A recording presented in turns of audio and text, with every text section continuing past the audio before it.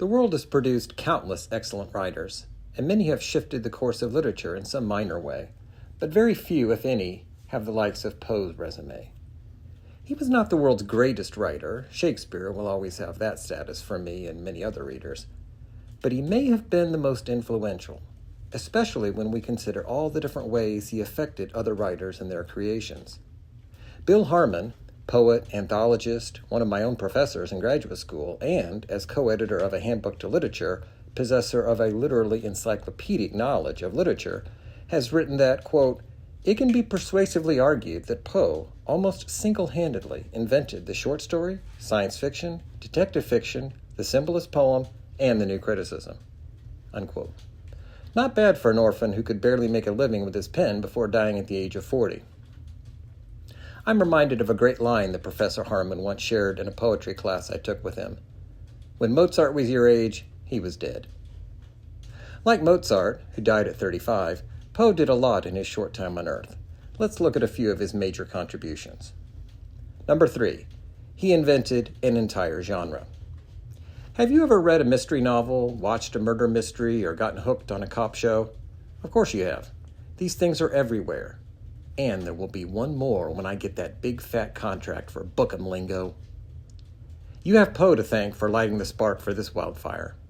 His short story, The Murders in the Rue Morgue, published in 1841, was the first of 3 stories featuring the eccentric C. Auguste Dupin, a private citizen who outsmarted the police with his reasoning skills. Indeed, he astounded others, including an ordinary friend who narrated the events told in the stories. If these details sound familiar, and they very well may, even if you have not read any of these stories, then you probably know them from a different source: Sir Arthur Conan Doyle's Sherlock Holmes stories. Doyle, who called Poe the father of the detective tale, seems to have based Holmes at least partially on Dupin, as the 2 characters resemble each other.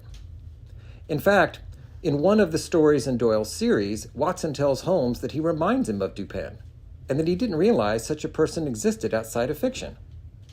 That's a good one, Doyle. His story is also fiction. Poe called his Dupin stories tales of ratiocination, since they involved reasoning. Dupin is not the only one working his brain, though. The genius of these stories is that they call on us to use our brains as well, to try to solve the mystery. In The Murders in the Rue Morgue, Dupin sets out to identify the killer of a mother and her daughter in Paris. By the way, I'm writing this column in France, where I'm vacationing. In the story, Poe indicates that Dupin and his friend lived in, quote, a time-eaten and grotesque mansion in a retired and desolate portion of the Faubourg Saint-Germain. I visited the Boulevard Saint-Germain during my time in Paris, and I'm thinking I should shoot a moving experience on Poe there. Stay tuned. All stories require us to use our minds. I call this newsletter mind travel, after all. But Poe's tales of ratiocination, unlike other kinds of stories and novels, present an explicit mystery, drop little clues in front of us, and give us the opportunity to solve the mystery before the master detective explains it to the befuddled narrator, and by extension, all of us. It's a brilliant idea, one that has kept untold millions of us glued to our pages and screens. How are you at whodunits, Poe's or anyone else's? I'm terrible. All of my study of Poe has done me little or no good. I'll never be a Dupin or a Holmes, or even a Columbo, although I am pretty good at losing things in my jackets. Number 2, he shaped the course of the short story. It's one thing to tell a story. It's quite another to craft one. Along with his contemporaries Nathaniel Hawthorne and Herman Melville, Poe crafted some of the first well-known examples of the form that would become known as the short story. Although he used the term tale in, for example, the title of his first collection, Tales of the Grotesque and Arabesque. Poe went beyond writing masterpieces in this form, however, and wrote about the genre, providing guidance on what a short story should be. In a review of Hawthorne's collection Twice Told Tales, he made a case for the value of brevity in fiction. At that point, novels had been around for a century or so and were well-known literary forms, but the problem with a novel, as Poe saw it, is that one typically cannot read it in one sitting. As a result, it is impossible for a novelist to achieve what the writer of a tale can achieve. He explains, "As it cannot be read at one sitting, it deprives itself, of course, of the immense force derivable from totality. Worldly interest intervening during the pauses of perusal modify, annul, or counteract, in a greater or less degree, the impressions of the book. In the brief tale, however, the author is enabled to carry out the fullness of his intention, be it what it may. During the hour of perusal, the soul of the reader is at the writer's control. There are no external or extrinsic influences resulting from weariness or interruption. In this same review, Poe made a famous pronouncement about the crafting of the short story, saying, quote, "In the whole composition, there should be no word written of which the tendency, direct or indirect, is not to the one pre-established design," unquote. Some people who do not write creatively may think of fiction as something inspired, but Poe was describing a highly deliberate process. He made a similar case for the deliberate craft of writing poetry in his essay, The Philosophy of Composition. Fellow writer Ray Bradbury said, quote, "Poe was more influential than any writer of his time in leading the short story away from the formless, casual episode toward a higher art of more formal organization." Bradbury added, quote, "Poe's influence on the modern short story is unmatched in English and American literature. He gave it style, organization, dignity, and meaning, and set it on the road to becoming one of the most challenging forms of fiction a writer can attempt." Number 1. He influenced just about every writer who followed him. There's no escape. That sounds like the terrifying scenario of The Pit and the Pendulum, where the narrator finds himself tied below a pendulum that swings closer and closer to his body. Poe is a lot like that pendulum. He's tough to avoid.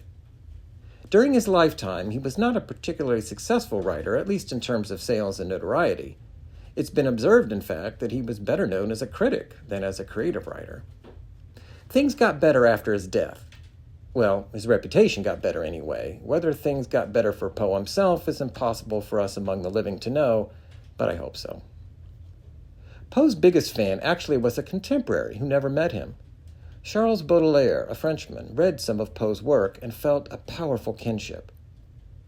Quote, "The first time I opened one of his books," he said, "I saw to my amazement and delight not simply certain subjects which I had dreamed of, but sentences which I had thought out, written by him 20 years before." As others have noted, other French poets came under Poe's spell, as did the Russian novelist Fyodor Dostoevsky, France's Jules Verne, England's H.G. Wells and Rudyard Kipling, Argentina's Jorge Luis Borges, and Japan's Hiram Taro, who actually took on the pseudonym of Edogawa Rampo, which is how Poe's name would be pronounced in Japanese. Serious writers, like serious painters and musicians, know the masters of their craft. Many of them probably grew up reading Poe, as director Alfred Hitchcock said he did, but even writers who have never read even a word of The Raven or The Cask of Amontillado, if any such writers even exist, would know Poe on some level because they have read other writers who almost certainly did read Poe's work. Poe transcends the 6 degrees of separation. He's at most 1 or 2 degrees away from just about all of us. At least in the Western Hemisphere, if you don't know him, you almost certainly know someone who does. In short, few writers have had more impact on other writers. Rather than trying to identify all of those who have felt his influence, it might be better to ask, as author Joyce Carol Oates has said, who has not been influenced by Poe? It's clear that Poe has had an immeasurable impact on literature. But what are we to say about his impact on individual readers? That's a topic for next week's column, 2 Sides of Poe's Brain.